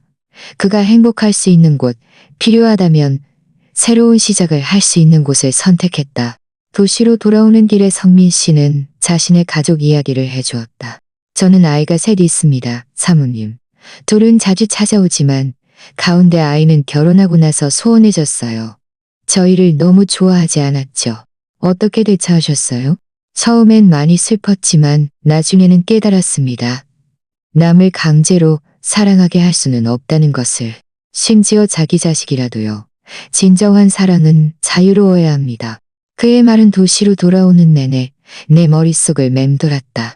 집으로 돌아왔을 때 낯선 트럭 한 대가 밖에 서 있었다. 거실에는 대연이와 내가 모르는 남자가 함께 있었다. 엄마, 이분은 박 변호사님이세요. 저희 변호사님이요. 엄마랑 이야기 좀 해야겠어요. 내 심장이 빠르게 뛰었지만 나는 침착함을 유지했다. 무슨 이야기를 해야겠니? 박 변호사가 일어섰다. 그는 젊은 남자였고 비싼 양복을 입고 있었으며 내가 믿을 수 없는 미소를 띠고 있었다. 혜미 여사님, 아드님께서 사모님의 건강을 걱정하고 계십니다. 최근에 약간 혼란스러워하시고 비이성적인 결정을 내리시고 망상 증세를 보이신다고 말씀하시더군요. 나는 믿을 수 없다는 듯 대연이를 바라보았다. 내가 혼란스럽다고 말했니? 대연이가 내 시선을 피했다. 엄마, 그날 엄마가 좀 비합리적인 말씀을 하셨잖아요. 엄마는 가족들을 도둑이라고 비난하셨고요. 왜냐하면 너희가 내 것을 훔쳤으니까. 변호사가 끼어들었다. 여사님, 아드님 말씀으로는 사모님께서 가족들이 허락 없이 사모님의 재산을 처분했다고 비난하신다고 합니다. 하지만 아드님께서는 가족들이 단합하여 모두의 이익을 위해 함께 결정을 내린다고 설명하셨습니다. 함께 결정해? 너희가 시계를 팔 때 언제 내게 물어봤니? 여사님, 때때로 노인분들은 정상적인 상황을 오해할 수도 있습니다. 박 변호사님은 몇 살이세요? 32살입니다, 여사님. 32살? 그런데 당신은 감히 74살인 나에게 정상적인 상황을 오해했다고 말하는 거야? 여사님, 그건 나이 때문이 아니라 무엇 때문에? 내 소위 혼란 때문에? 내 소위 망상 때문에? 대연이가 마침내 입을 열었다. 엄마, 저희는 그저 엄마를 돕고 싶었을 뿐이에요. 나를 돕기 위해 변호사를 데려와서 내가 무능하다고 선언하려는 거니? 아무도 엄마가 무능하다고 선언한다고 말하지 않았어요. 그럼 변호사가 여기 왜 왔니? 변호사가 헛기침을 했다. 혜미 여사님, 아드님께서는 사모님의 건강을 확인하기 위해 정신감정을 신청하는 것을 고려하고 계십니다. 정신감정? 내 건강을 확인하기 위해서? 아니면 너희의 건강을 확인하기 위해서? 엄마, 제발요. 대연아, 너는 정말 내가 미쳤다고 생각하니? 저는 엄마가 미쳤다고 생각하지 않아요. 저는 엄마가 혼란스러워한다고 생각해요. 무엇에 대해 혼란스러워하는데? 시계 일에 대해, 그날 저희가 이야기한 것에 대해, 모든 것에 대해. 나는 내가 가장 좋아하는 안락의자에 앉았다. 지명 씨와 내가 그 안락의자에서 많은 오후를 보내며 이야기하고 미래를 계획했던 곳이었다. 그 안락의자에서 나는 대연이가 잘하는 것을 보았다. 박 변호사님, 몇 가지 질문을 해도 될까요? 물론입니다. 여사님, 당신은 74세인 사람이 자신의 재정에 대해 스스로 결정할 권리가 있다고 생각하십니까? 네. 정신이 온전하다면요. 그럼 내 권리를 옹호하는 것이 내가 정신이 온전하지 않다는 것을 의미한다고 생각하십니까? 반드시 그렇지는 않습니다만. 변호사님, 내 아들이 당신에게 그들이 내 시계를 훔쳤다고 말했습니다. 그게 사실입니까? 아닙니까? 대연이가 긴장했다. 엄마, 대연아, 변호사님이 대답하게 해줘. 변호사님, 내 아들이 당신에게 그와 그의 아내가 내 허락 없이 내 시계를 파였다고 말했습니다. 그게 사실입니까? 변호사는 긴장한 듯 대연이를 쳐다보았다. 그가 저에게 그들이 가족 결정을 내렸다고 설명했습니다. 주인이 포함되지 않은 가족 결정? 당신은 이게 정상이라고 생각하십니까? 여사님, 제가 알기로는 함께 사시는 걸로 알고 있습니다만, 아니요, 변호사님. 그들은 나와 함께 살지 않습니다. 그들은 나를 방문하러 온 것입니다. 이곳은 내 집입니다. 엄마, 제발요. 일을 복잡하게 만들지 마세요. 복잡하게 만들어?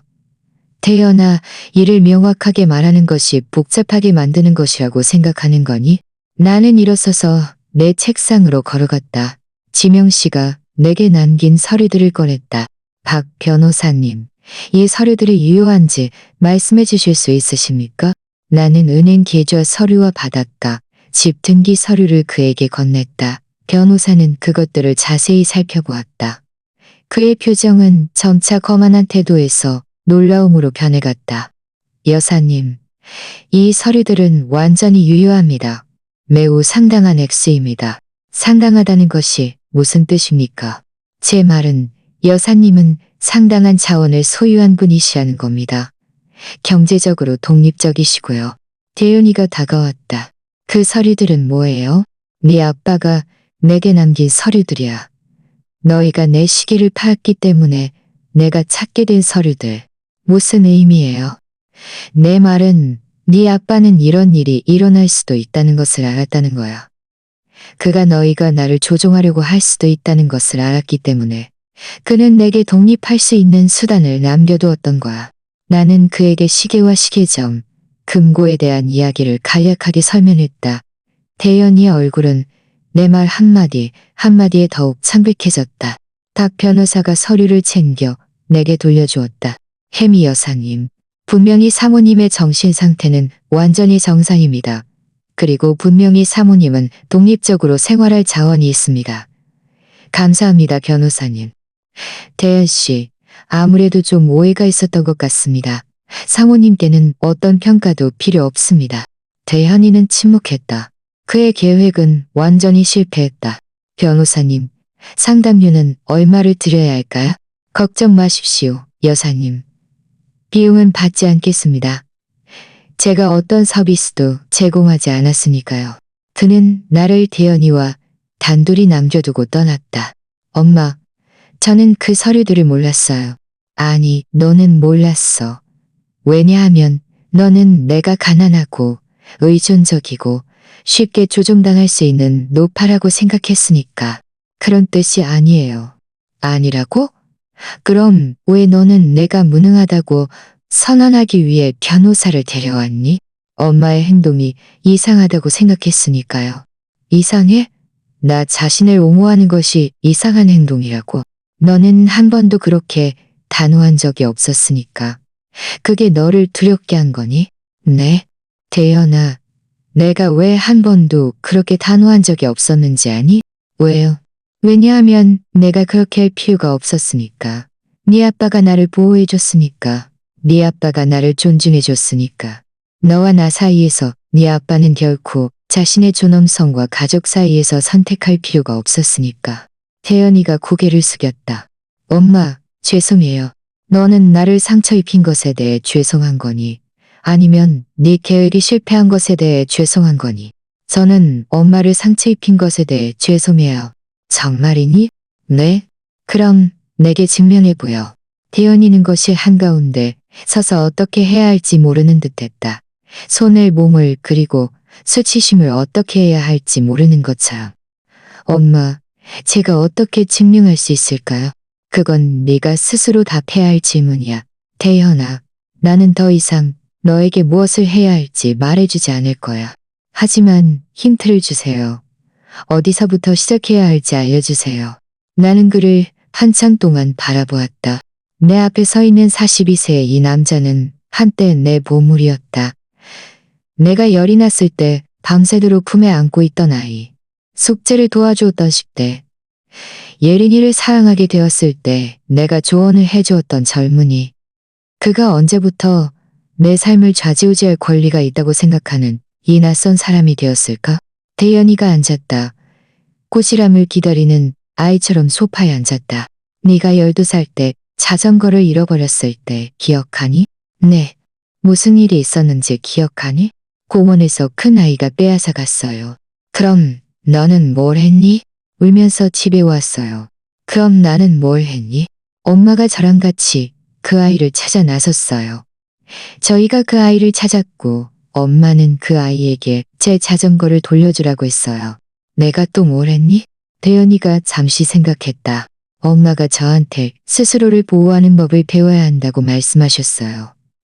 아무도 제 것을 가져갈 권리가 없다고요. 맞아. 나는 너에게 네 것을 옹호하는 것이 나쁜 것이 아니라 용감한 것이라고 가르쳤어. 그래, 태연아. 그럼 왜 너는 내가 내 것을 옹호하는 것이 잘못되었다고 생각하는 거니? 맞아요. 그저 엄마가 발견할 줄은 몰랐어요. 네가 발견할 줄 몰랐던 거니? 아니면 네가 발견하지 않기를 바랐던 거니? 저는 엄마가 발견하지 않길 바랐어요. 왜? 엄마가 화내실 걸 알았으니까요. 그게 너에게 아무것도 말해주지 않았니? 내가 화낼 걸 알면서도 그게 너에게 아마도 이러면 안 되겠구나 라고 생각하게 하지 않았니? 태연이가 손으로 머리를 쓸어 넘겼다. 네. 뭔가 말해줬어야 했어요. 하지만 엄마는 그래도 그렇게 했어. 네. 왜? 제가 절망적이었으니까요. 사업이 너무 안 좋았어요. 저희는 빚이 있었고 저는 엄마가 이해하지 못할 거라고 생각했어요. 저는 엄마가 돈이 필요하다는 것을 이해하지 못할 거라고 생각했어요. 저는 그게 긴급 상황이라고 생각했어요. 태연아, 네가 정말 도움이 필요할 때 내가 언제 너를 거절한 적이 있었니? 그는 침묵했다. 네가 결혼할 때 집 계약금이 필요했을 때 나는 뭘 했니? 엄마가 제게 돈을 주셨어요. 아무것도 더 묻지 않고요. 아무것도 더 묻지 않고. 예린이가 임신했다가 유산하고 의료비가 필요했을 때 나는 뭘 했니? 엄마가 제게 돈을 주셨어요. 아무것도 더 묻지 않고요. 아무것도 더 묻지 않고. 그럼 이번에는 왜 내게 묻지 않았니? 태연이가 깊이 한숨을 쉬었다. 이번에는 돈뿐만이 아니었으니까요. 큰 돈이었고 엄마가 저희가 구체적으로 그걸 어디에 쓸 건지 물어보실 걸 알았으니까요. 그게 뭐가 나쁘니? 나쁜 건 아니지만 저희는 너무 부끄러웠어요. 부끄러웠다고? 사업을 그렇게 망친 게 부끄러웠고 잘못된 결정을 내린 게 부끄러웠고 또다시 엄마한테 도움을 청해야 하는 게 부끄러웠어요. 태연아, 너희는 나를 훔치느니 차라리. 그건 도둑질이 아니에요, 엄마. 그럼 뭐라고 부르니? 주인, 허락 없이 네 것이 아닌 것을 가져가는 것을? 그건 절망적인 결정이었어요. 태연아, 절망적인 결정은 나를 찾아와서 상황을 설명하고 도움을 청하는 것이야. 너희가 한 것은 이기적인 결정이었어. 엄마 말이 맞아요. 네가 정말 내가 하는 말이 옳다고 생각하는 거니? 아니면 네가 내가 듣고 싶어 하는 말을 하고 있다고 생각하는 거니? 저는 정말 엄마 말이 옳다고 생각해요. 그럼 너는 뭘 할 거니? 대연이는 몇 분 동안 생각했다. 나는 그가 올바른 단어를 찾기 위해 고군분투하고 있다는 것을 알 수 있었다. 모르겠어요. 어떻게 엄마를 보상해드려야 할지 모르겠어요. 네가 정말 보상하고 싶은 거니? 아니면 그저 모든 것을 예전으로 돌려놔서 네 자신이 편해지고 싶은 거니? 저는 정말 보상하고 싶어요. 좋아. 그럼 처음부터 시작하자. 처음이 뭐예요? 처음은 너희가 정말 무엇을 했는지 인정하는 거야. 변명도 합리화도 축소도 없이. 태연이가 깊이 숨을 들이쉬었다. 알겠어요. 예린이랑 저는 엄마 허락 없이 엄마 방에 들어갔어요. 저희는 엄마한테 묻지도 않고 엄마 시계를 가져갔어요. 저희는 엄마 의견을 묻지도 않고 그걸 받았어요. 저희는 일어난 일에 대해 거짓말을 했어요. 엄마가 저희한테 따졌을 때 저희는 책임을 지기보다는 저희 행동을 변명하려고 했어요. 그게 너에게 어떤 기분을 주었니? 기분이 너무 나빴어요. 제가 싫어하는 사람이 된 것 같았어요. 왜 그런 기분을 주었니? 제가 평생 저를 가장 사랑해준 사람을 상처 입혔으니까요. 저에게 모든 것을 준 여자의 신뢰를 배신했으니까요. 제가 도둑처럼 행동했으니까요. 나는 그의 눈에서 눈물이 맺히는 것을 보았다. 이 모든 문제가 시작된 이래 처음으로 진정한 눈물이었다. 태연아, 내가 왜 너희를 쉽게 용서할 수 없는지 이해하니? 네, 이해해요. 내가 왜 모든 것이 변해야 한다고 생각하는지 이해하니? 네, 내가 왜 더 이상 너희를 예전처럼 믿을 수 없는지 이해하니? 네, 이해해요. 좋아. 그게 첫 걸음이야. 두 번째 걸음은 뭐니? 두 번째 걸음은 네가 예린이와 이야기해서 네가 이해한 모든 것을 그녀에게 설명하는 거야. 그리고 너희 둘이 이 관계를 재건하기 위해 필요한 변화를 만들 의향이 있는지 결정하는 거야. 어떤 변화요? 그건 너희가 스스로 결정해야 할 일이지만 진정한 변화여야 해. 공허한 약속이 아니라. 대현이가 일어섰다. 엄마, 한 가지 여쭤봐도 될까요? 물론 다시 예전으로 돌아갈 가능성이 있을까요? 아니야, 대현아. 모든 것은 결코 예전으로 돌아갈 수 없을 거야. 그의 얼굴이 무너져 내렸다. 그럼 저는 엄마를 영원히 잃은 거예요? 너는 엄마를 잃지 않았어. 하지만 너는 다른 사람들이 자기를 무시하도록 내버려두는 엄마를 잃었어. 너는 선을 긋지 않는 엄마를 잃었어. 너는 항상 갈등을 피하기 위해 물러서는 엄마를 잃었어. 그럼 저는 어떤 엄마를 갖게 되는 거예요? 너는 너를 사랑하는 엄마를 갖게 될 거야. 하지만 그 엄마는 자신도 사랑해. 너는 네가 정말 필요할 때 너를 지지해줄 엄마를 갖게 될 거야. 하지만 다른 사람들이 자기를 학대하도록 내버려 두지 않을 거야. 너는 네가 존중하면 그 엄마도 너를 존중할 거야. 그런 엄마가 저를 용서해 줄까요? 그런 엄마는 이미 너를 용서했어. 태연아. 하지만 그런 엄마는 있지 않을 것이고 이런 일이 다시 일어나도록 허용하지도 않을 거야. 태연이가 다가와 나를 안았다. 그것은 다른 포옹이었다. 어머니의 사랑을 단연하게 받아들이는 아들의 포옹이 아니라 자신이 매우 소중한 것을 거의 잃을 뻔했다는 것을 깨달은 남자의 포옹이었다. 사랑해요, 엄마. 나도 너를 사랑해, 대연아. 하지만 사랑한다고 해서 네가 나를 상처 입히도록 내버려 둔다는 뜻은 아니야. 알아요. 정말이니? 네, 정말이에요. 그는 그날 오후 내가 수년간 보지 못했던 표정을 하고 떠났다. 겸손과 결의가 뒤섞인 표정이었다. 마치 그가 마침내 어른이 된다는 것이 자신의 행동에 책임을 지는 것을 의미한다는 것을 이해한 것처럼. 그날 밤 나는 침대에 앉아 지명 씨의 시계를 손에 들었다. 시계가 작동하는 것을 보며 끊임없이 들리는 뚝딱거리는 소리를 들었다. 이 작은 물건이 내 삶의 혁명을 불러일으켰다. 지명 씨가 처음부터 계획했던 혁명을. 고마워, 내 사랑. 나는 시계에 대고 속삭였다. 내가 여전히 강하다는 것을 가르쳐줘서 고마워. 사흘 후 대연이가 돌아왔다. 이번에는 혼자였다. 엄마, 예린이랑 이야기했어요. 응. 처음에는 엄마가 왜 옳았는지 이해하지 못했어요. 하지만 많은 이야기를 하고 엄마가 말씀하신 모든 것을 그녀에게 설명한 후에 제 생각엔 그녀도 이해하기 시작한 것 같아요. 내 생각엔 여전히 저항하고 있는 것 같아. 엄마가 너무 과장하고 호들갑 떤다고 말하더라. 그럼 너는 그에게 뭐라고 말했니? 제가 그녀에게 만약 그녀가 엄마 입장이라면 똑같이 아니 더 심하게 반응했을 거라고 말했어요. 그녀는 뭐라고 대답했니? 그녀는 화를 냈어요. 그런 비교는 성립하지 않는다고요. 왜냐하면 그녀는 절대 그렇게 대우받지 않을 거라고 했어요. 흥미로운 대답이네. 왜? 왜냐하면 그녀는 제가 학대당했다는 것을 인정했지만 자신은 남에게 조종당하지 않을 거라고 말했으니까요. 대연이가 잠시 침묵했다. 엄마 말이 맞아요. 그 모순점을 보지 못했어요. 태연아, 예린이는 변할 의향이 있니? 모르겠어요. 엄마, 솔직히 모르겠어요. 만약 그녀가 그러지 않는다면 너는 뭘 할 거니? 그것도 모르겠어요. 적어도 너는 정직하네. 엄마, 한 가지 여쭤봐도 될까요? 물론, 엄마는 이제 뭘 하실 거예요? 제 말은 엄마의 인생이요. 나는 내 인생을 살 거야, 대연아. 내 방식대로 살 거야. 대연이와의 대화 2주 후, 나는 모든 것을 바꿀 결정을 내렸다. 나는 바닷가 집으로 이사했다. 그것은 충동적인 결정이 아니었다.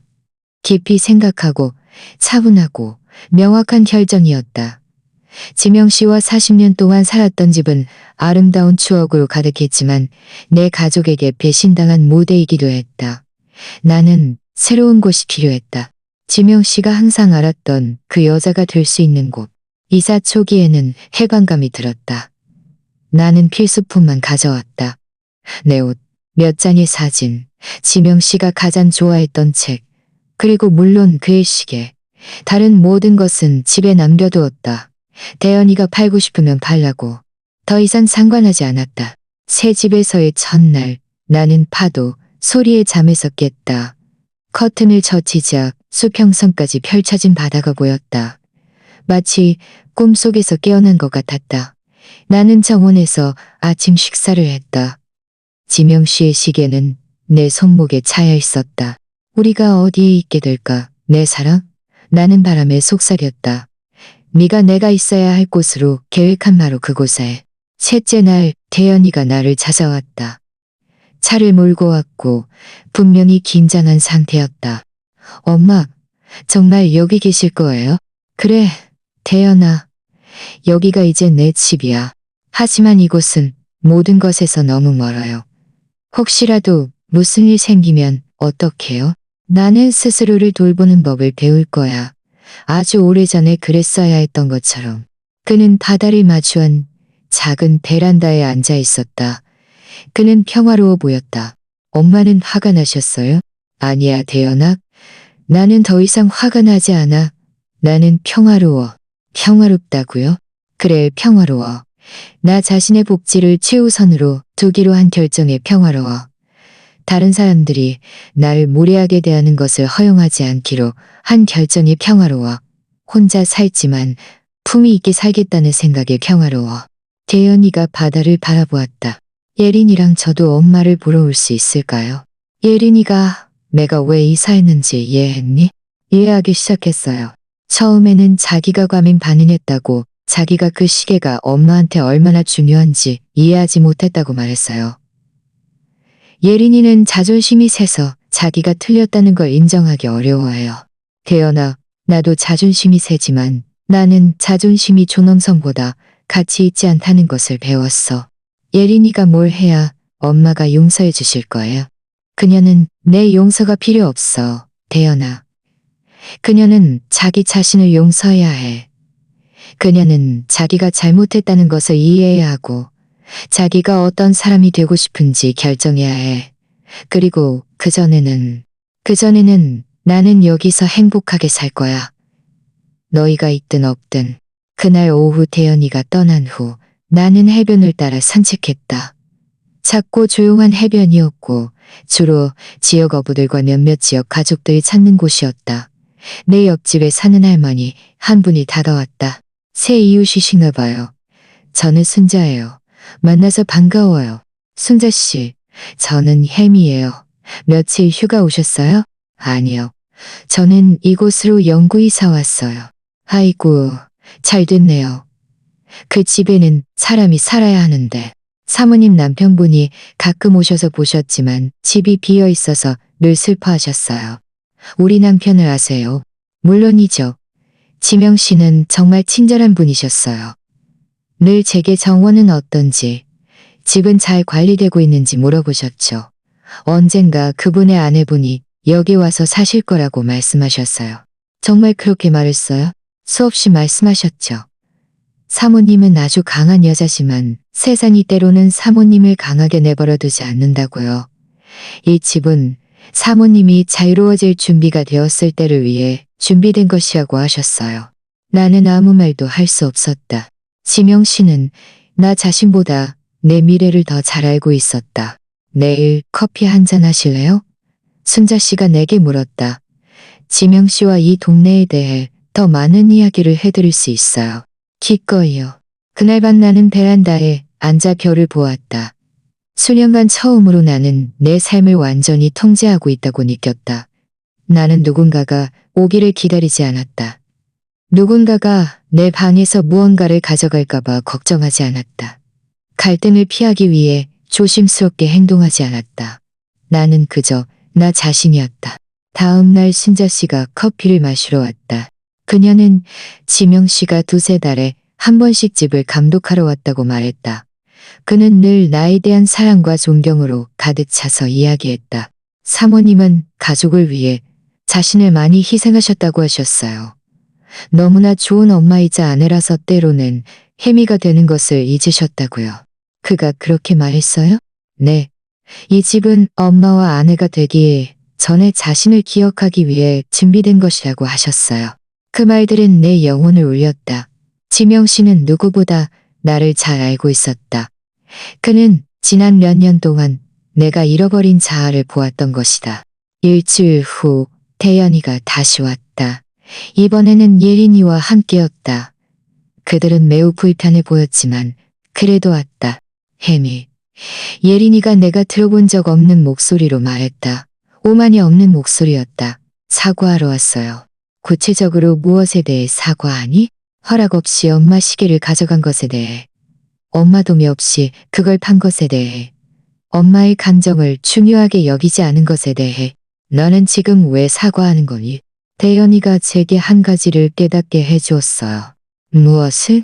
그가 제게 만약 제 시어머니가 제 집에 들어와서 제 엄마 귀걸이를 팔아서 자신의 지출을 감당한다면 제가 어떻게 느낄지 물었어요. 그럼 너는 어떻게 느낄 거니? 분노, 배신감, 존중받지 못함. 맞아. 나는 우리가 엄마한테 한 일이 정확히 그거라는 걸 깨달았어요. 이 모든 문제가 시작된 일에 예린이가 처음으로 진심으로 보였다. 예린아, 내가 왜 이곳으로 이사했는지 이해하니? 이해해요. 엄마는 공간이 필요하셨고 엄마는 존중받지 못하는 곳에서 계속 살 수 없다는 것을요. 그리고 이게 단지 시계에 관한 것이 아니라는 것도 이해하니? 이해해요. 이건 그 이상이었어요.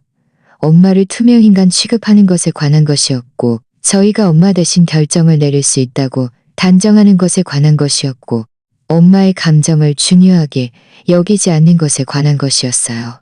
나는 잠시 침묵하며 그녀를 관찰했다. 그녀는 진심으로 뉘우치는 것 같았다. 너희는 이제 뭘 다르게 할 거니? 태연이가 먼저 입을 열었다. 저희는 엄마를 존중할 거예요. 엄마에게 영향을 미치는 어떤 결정을 내리기 전에 엄마의 의견을 구할 거예요. 엄마를 독립적인 여성으로 대할 거예요. 그럼 너는? 저는 품위 있게 늙어간다는 것이 무엇을 의미하는지 이해하지 못한다는 것을 인정할 거예요. 저는 제가 엄마에게 가장 좋은 것이 무엇인지 안다고 단정하는 것이 멈출 거예요. 저는 엄마의 경험을 제 경험보다 더 가치 있게 여길 거예요. 이게 내가 너희를 다시 보러 갈 수 있다는 것을 의미하니? 물론이죠, 엄마. 하지만 엄마가 원하신다면요. 이건 너희가 여기로 나를 보러 올 수 있다는 것을 의미하기도 하니? 저희가 그래도 될까요? 예린이가 희망에 찬 목소리로 물었다. 그래. 하지만 이제 규칙이 달라졌어. 어떤 규칙이야? 규칙은 너희가 나를 존중받을 가치가 있는 독립적인 성인처럼 대해야 한다는 거야. 규칙은 내가 무엇을 필요로 하거나 원하는지에 대해 어떤 가정도 하지 않아야 한다는 거야. 규칙은 내 삶에 대해 의견을 제시하기 전에 물어야 한다는 거야. 그 규칙들은 저희가 공정하다고 생각해요. 대연이가 말했다. 너도 마찬가지니? 예린아. 네, 저도 마찬가지예요. 그날 오후 그들이 떠난 후 나는 차 한 잔을 들고 베란다에 앉았다. 태양이 바다 위로 지고 있었고 숨 막히는 색채의 향연을 만들어내고 있었다. 나는 지명 씨의 시계를 꺼내 손을 쥐었다. 우리는 해냈어, 내 사랑. 나는 네가 내가 있어야 할 곳에 도착했어. 시계는 계속 시간을 재고 있었다. 똑딱 똑딱. 하지만 이제 몇 초는 완전히 내 것이었다. 나는 더 이상 가족의 자비를 기다리는 연약한 과부가 아니었다. 나는 햄이었다. 74세의 여자. 자신의 존엄성을 위해 싸우는 것이 결코 늦지 않다는 것을 배운 여자. 선택의 외로움이 무례함의 동반보다 훨씬 낫다는 것을 발견한 여자. 자신의 힘이 소리치거나 싸우는 것이 아니라 확고한 성과 용감한 결정 속에 있다는 것을 찾은 여자. 몇 달 후 대연이와 예린이는 자주 찾아왔지만 존중하는 방문객이 되었다. 그들은 음식을 가져왔고 점심을 먹으러 머물렀으며 내게 그들의 삶에 대해 이야기했다. 하지만 그들은 더 이상 내 대신 결정을 내리려 하지 않았다. 그들은 더 이상 내게 가장 좋은 것이 무엇인지 안다고 단정하지 않았다. 관계는 영원히 변했다. 연약한 어머니와 그녀를 통제하려 하는 자녀들 사이의 관계가 아니라 서로를 존중하는 성인들 사이의 관계가 되었다. 그리고 나는 마침내 깨달았다. 그것이 바로 지명 씨가 항상 내가 갖기를 바랐던 것이라는 것을. 존중받을 자요. 소중히 여겨질 자요. 나 자신이 될 자요. 시계는 계속 완벽하게 작동하며 매일 새로운 삶의 매 초를 기록했다. 매 순간이 완전히 내 것인 삶. 나 자신의 방식대로 살아가는 삶.